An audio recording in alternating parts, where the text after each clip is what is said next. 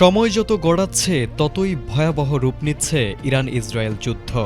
গত সপ্তাহে শুরু হওয়া এই হামলায় ইতোমধ্যে বহু হতাহতের খবর সামনে এসেছে।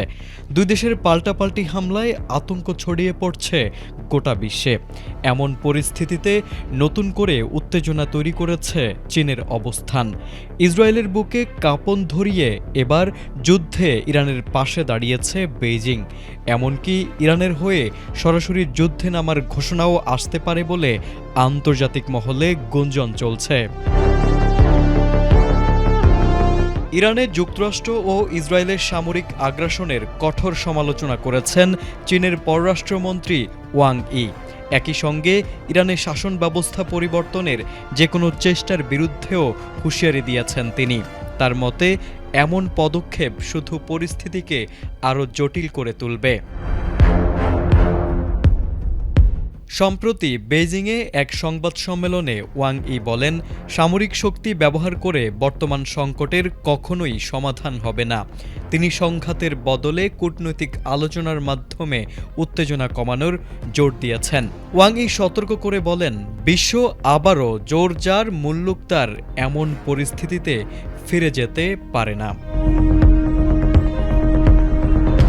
ইরানের শাসন ব্যবস্থা পরিবর্তনের বিষয়ে যুক্তরাষ্ট্র ও ইসরায়েলের বক্তব্যের কড়া সমালোচনা করে ওয়াং ই বলেন, তথাকথিত রঙিন বিপ্লব বা ইরানের শাসন ব্যবস্থা পরিবর্তনের প্রতি দেশটির জনগণের কোনো সমর্থন নেই। তার মতে, স্থায়ী শান্তি প্রতিষ্ঠার একমাত্র পথ হল কূটনৈতিক আলোচনা ও পারস্পরিক সমঝোতা।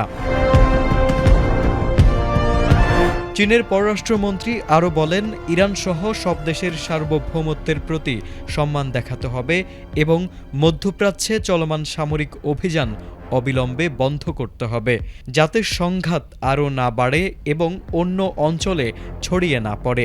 তিনি বলেন, এটি এমন একটি যুদ্ধ যা কখনো হওয়া উচিত ছিল না, কারণ শক্তি কোনো সমাধান দেয় না, বরং সশস্ত্র সংঘাত শুধু ঘৃণা বাড়ায় এবং নতুন সংকটের জন্ম দেয়।